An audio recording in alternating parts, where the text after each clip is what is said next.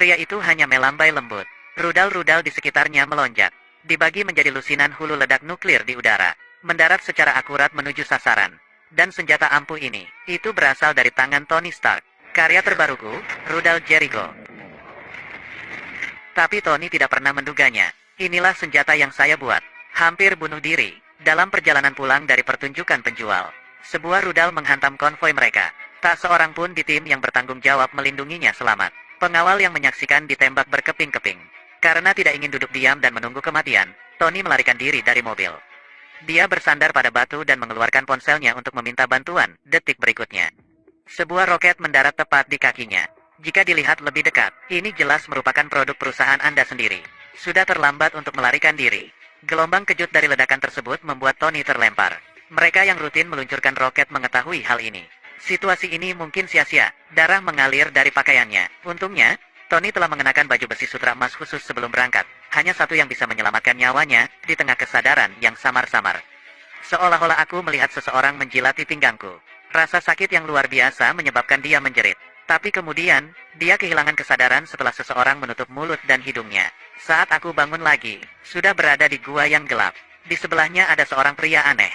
Tony menahan rasa sakit yang luar biasa. Lepaskan selang dari paru-paru, beberapa hari di tempat tidur, membuat anggota tubuhnya kaku, ingin minum air tetapi gelasnya tumpah. Ingin berdiri tetapi ditarik kembali oleh suatu kekuatan. Saat aku berbalik dan melihat, ternyata itu baterainya, itu terhubung dengan sesuatu di dadanya. Tony dengan panik merobek perbannya. Itu adalah sepotong logam bundar, tercetak dalam-dalam di dadanya. Lalu dia teringat, pria di depanku, dokterlah yang menyentuh pinggangnya dalam mimpi. Dia segera bertanya apa yang telah dilakukan orang lain terhadap tubuhnya. Apa balok besi di dada? Namun orang asing di depannya memberitahunya. Jika bukan karena aku, dia pasti sudah lama mati. Ternyata ledakannya terjadi pada saat itu. Tubuh Tony dipenuhi pecahan peluru. Meski pria tersebut lolos dari kematian berkat operasi, namun kondisi di dalam gua sangat buruk. Masih tidak mungkin untuk menghilangkan pecahan peluru yang terlalu kecil. Tunggu sampai mereka mengikuti darahnya, mengalir ke dalam hati Tony. Anda akan segera mati. Dan bongkahan besi di dadanya. Ini digunakan untuk menghentikan aliran pecahan peluru. Meskipun dia telah diselamatkan, tapi itu juga berarti Tony tidak bisa hidup tanpa baterai di sisi Anda. Dan hal buruknya tidak berhenti di situ. Pemberontak menculiknya, mengancam Tony akan membuatkan senjata untuk mereka. Begitu senjatanya jatuh ke tangan orang-orang ini, dunia tidak akan pernah damai. Dia segera menanggapi permintaan lawannya. Dan harga yang harus dibayar adalah menerima penganiayaan yang kejam. Namun dibandingkan dengan rasa sakit fisik ini, yang membuatnya semakin kesal, itu adalah kerugian mental. Orang-orang bersenjata membawanya keluar gua. Dengan bangga memamerkan persenjataannya, persenjata. Semuanya dicetak jelas dengan logo Stark Industries. Tony tidak mengerti, mengapa senjata perusahaan Anda jatuh ke tangan para pemberontak brutal ini lagi. Apakah Anda suka atau tidak, kami semua bisa mengambil senjatamu. Pemimpinnya meminta Tony untuk menggunakan bahan-bahan lokal. Ubah mereka menjadi roket paling canggih. Dan berjanjilah setelah semuanya selesai, akan memberinya kebebasan. Meskipun Anda tahu orang lain tidak akan menepati janjinya, Tony hanya bisa menyetujuinya secara dangkal. Karena di hatiku, ada gagasan yang lebih berani. Karena pihak lain memberinya semua sumber daya senjata. Kemudian dia harus memanfaatkannya sebaik-baiknya. Langkah pertama, keluarkan saja baterai dari diri Anda. Terlalu besar untuk membawa benda ini. Bongkar roket dengan tangan kosong. Ekstrak komponen inti yang paling berharga. Hapus sebagian kecil, buang sisanya, palladium. Saya ingin membuat reaktor. Satukan semua logam palladium. Setelah meleleh pada suhu tinggi, tuang ke dalam cetakan yang sudah disiapkan. Apakah memperoleh cincin palladium murni? Tempatkan magnet permanen. Kemudian solder dengan hati-hati. Tony memiliki reaktor kecil. Inilah jantung Iron Man di masa depan, memecahkan masalah kelangsungan hidup. Selanjutnya, saatnya memikirkan cara untuk melarikan diri. Masalah pertama yang dihadapi, ini adalah kamera overhead. Dia diawasi 24 jam sehari oleh sekelompok antek. Untuk menghindari pandangan mereka, Tony menyatukan gambar desainnya. Jadikan itu terlihat seperti robot. Ini adalah robot Mark I. Itu juga merupakan harapan bagi mereka berdua untuk melarikan diri. Dua orang di dalam gua sedang bekerja bersama. Para pemberontak di luar gua tampak bingung. Mereka mengira Tony bekerja keras untuk mereka. Saat istirahat, Tony bertanya tentang pengalaman Ethan. Ternyata dia juga seorang ilmuwan yang diculik oleh pemberontak. Sekarang dia hanya ingin membantu Tony menyelesaikan Mark I. Keluarganya masih menunggu dia kembali ke rumah. Sangat cepat, karena setiap komponen Mark I dibuat satu persatu. Para pemberontak di ruang kendali baru saja sadar. Bukankah ini jauh berbeda dengan roket di foto? Mereka mengira Tony telah dengan cermat membuat versi yang ditingkatkan untuk mereka. sampai pemimpinnya melihatnya di layar pengawasan. Tony sedang menguji perangkat Mark 1 kaki. Segera pimpin juniornya ke dalam gua. Tapi periksalah, tidak ditemukan kelainan. Jadi putuskan untuk memulai dengan Ethan. Ambil bola besi panas dan peras Ethan. Minta dia untuk mengatakan apa yang baru saja mereka lakukan. Kalau tidak, aku akan menaruh bola besi di mulutmu. Hadapi ancaman ini. Tapi Ethan membenci kematian, seolah-olah dia sudah lama menunggu hari ini. Apa yang baru saja kalian lakukan? Rudal Jericho. Untungnya, Tony bertindak cepat. Dia mengatakan rudal-rudal itu akan dikirimkan kepada pemimpinnya besok. Syaratnya Ethan tetap bekerja sebagai asistennya. Pemimpin itu kemudian pergi dengan perasaan puas. Tapi dia tidak akan pernah mengharapkan hal itu. Apa yang akan dia terima besok? Ini bukan roket.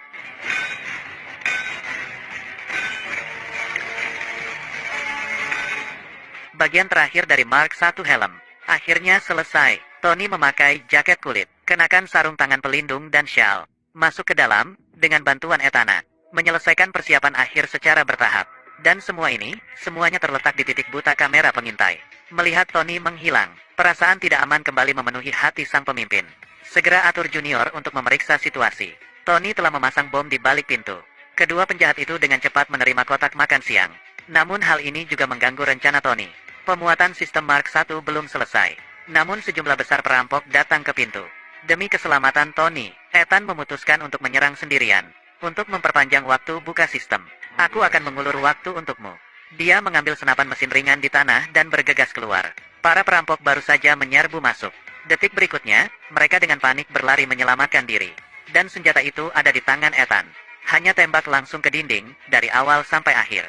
Dia tidak pernah bermaksud menyakiti siapapun, tapi kebaikannya tidak mampu menyadarkan para bandit. Untungnya, dia cukup menunda waktu Tony. Ketika bila kemajuan selesai, Mark 1 resmi diluncurkan. Seorang perampok tersingkir dengan satu pukulan. Kemudian kalahkan ketiganya di bawah hujan peluru. Saat ini adalah senjata manusia yang paling ampuh.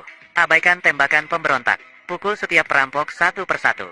2 nama, 3 nama, 4 nama, 5 nama. Masalah terpecahkan. Kekhawatiran terbesar Tony saat ini. Sebagai seorang teman, Ethan tidak tahu apakah dia masih hidup atau sudah mati.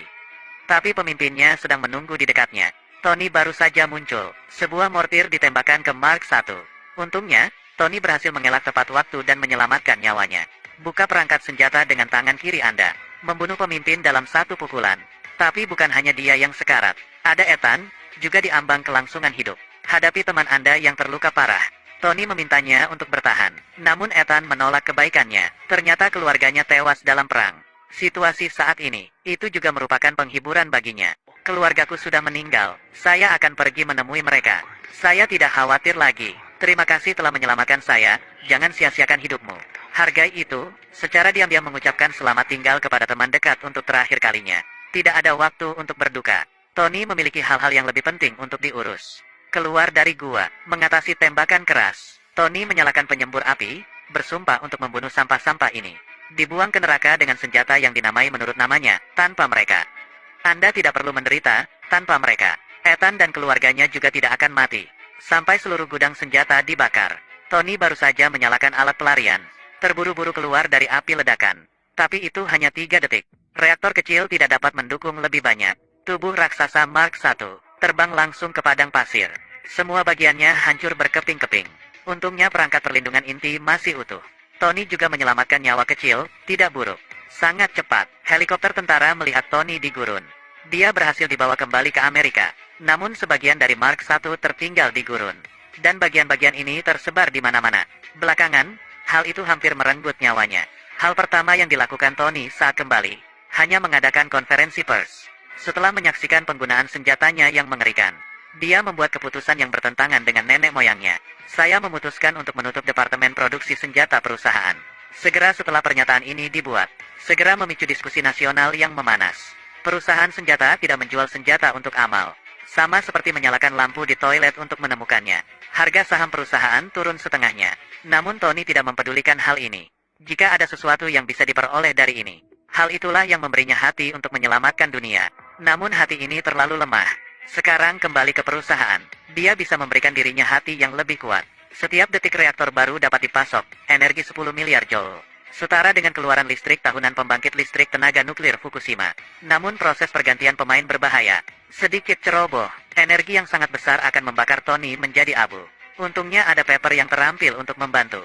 Hanya dengan demikian, pemutakhiran akan berhasil diselesaikan. Ketika Pepper bertanya kepadanya apa yang harus dilakukan dengan reaktor lama, Tony bilang dia bisa melakukan apapun yang dia mau. Tidak apa-apa untuk membakar atau menghancurkannya. Saya bukan orang yang bernostalgia. Dia berada pada saat ini. Ada hal yang lebih penting untuk ditangani. Reaktor baru memberikan tenaga yang lebih bertenaga. Tony juga ingin mengandalkan Mark I. Konstruksi Mark II lebih maju. Dengan bantuan dari Jarvis, Tony mengulas desain Mark I. Hilangkan bahan-bahan yang besar dan berlebihan. Sistem pendorong waktu tidak cukup sempurna. Kali ini dia berusaha keras. Model uji selesai dengan cepat. Akan mencapai rekor uji terbang pertama, mekanik yang bertanggung jawab atas pemadaman kebakaran darurat, mesin bertanggung jawab untuk mencatat seluruh proses. Aktifkan kontrol manual. Tony meremehkan kreativitasnya, namun hal ini juga membuktikan idenya. Sekarang tinggal mengoptimalkan keseimbangan. Daya keluaran yang dapat disesuaikan. Dapat dikontrol sepenuhnya dalam penerbangan. Dan kunci keseimbangan, itu hanya menambah kekuatan pada tangan. Digunakan untuk memperbaiki postur. Secara teoritis hal itu sangat mungkin. Langkah selanjutnya adalah merancang eksperimen. Sepertinya jalan yang harus ditempuh masih panjang. Butuh 2 hari, 37 percobaan. Tony akhirnya menguasai seni terbang. Hanya saja pengendalian arahnya perlu ditingkatkan. Kebanyakan mobil mewah bernilai puluhan juta dolar dibakar. Tapi Tony tidak mempedulikan hal itu, karena dia tahu, Markus II sukses, kenakan topengmu. Dengan bantuan dari Jarvis, Mark II mulai berkumpul secara otomatis. Seluruh tubuh beradaptasi dengan tubuh Tony dan menyesuaikannya, hingga memenuhi kebutuhan operasional Tony secara sempurna. Tony bersemangat dan segera menyalakan pendorongnya. Mark II bergegas keluar dari markas dengan kecepatan super, melonjak hingga 90.000 mil. Kemampuan manuver super Mark II, dipasangkan dengan kecerdasan buatan Jarvis, membuat Tony terlihat seperti dewa yang turun ke bumi saat ini, memikirkan makhluk hidup. Ini memberinya ide yang lebih berani. Baru saja melihat Tony terbang di atas kota, pendakian vertikal 90 derajat secara tiba-tiba dimulai. Benar, dia ingin menguji batas-batas Mark II. Bagaimana rekor peluncuran jet tempur Blackbird? 26.000 meter di atas permukaan laut. Setelah menerima jawabannya, Tony mempercepat. Tapi segera, suhu rendah pada ketinggian 8.000 meter, menyebabkan terbentuknya es di permukaan Mark II. Satu demi satu, mesin dan sistem mati dan terjun bebas dimulai. Bahkan Jarvis tidak dapat memulai karena suhu rendah. Untungnya, Tony sendiri menyalakan perangkat penghilang lapisan es tepat pada waktunya. Baru pada saat itulah Mark II lolos pada detik terakhir. Dikatakan bahwa ada garis tipis antara kejeniusan dan kegilaan. Saya melihatnya hari ini, dengan pelajaran ini. Hal pertama yang dilakukan Tony saat kembali ke rumah. Saya perlu memutakhirkan Mark II lagi. Namun dia segera menemukan, Mark II mempunyai masalah besar lainnya. Matikan. Itu benar, badan pesawat Mark II terlalu berat. Cukup ganti permukaan logam dengan paduan titanium dirgantara. Ini tidak hanya memecahkan masalah pembekuan di dataran tinggi, juga mengurangi berat badan pesawat, meningkatkan ketahanan tempur. Cukup membunuh 3 burung dengan 1 batu. Selesaikan masalah apapun. Tony baru saja menyadari hadiah yang ditinggalkan Pepper untuknya. Ternyata hari ini adalah hari ulang tahunnya. Dan hadiah Pepper, itu adalah inti lama yang digantikan Tony. Sebuah pesan dari Pepper terukir di sampingnya. Tony masih belum mengetahuinya saat ini. Itu adalah kehangatan hati yang ditinggalkan Pepper. Ini menyelamatkan hidupnya. Ketika dia kembali dia menemukan. Dilaporkan di TV bahwa perusahaannya mengadakan makan malam amal. Namun sebagai tokoh utama, dia tidak menerima undangan. Sepertinya dia terlalu pendiam akhir-akhir ini. Kemudian warna Mark III diubah menjadi merah cerah. Desain lengkap. Sekarang tibalah pekerjaan perakitan. Tony menghilang selama berminggu-minggu.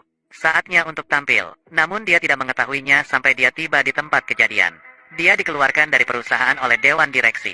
Tapi itu bukan yang terburuk. Yang lebih membuatnya marah adalah pemberontak menculiknya, sekali lagi menyebabkan perang di mana-mana.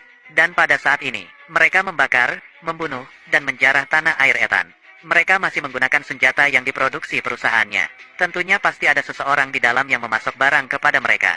Mengenang tentang seorang teman lama, Tony dengan marah menoleh ke arah rekannya. Pihak lain tidak lagi menyembunyikannya. Mengingat konferensi pers Tony sebelumnya, telah memutus jalur keuangannya sendiri. Dewan Direksi mengeluarkan Tony dari perusahaan. Pemberontak membantai kampung halaman Ethan. Itu semua adalah pengaturannya. Tony, yang mengetahui kebenarannya, tercengang.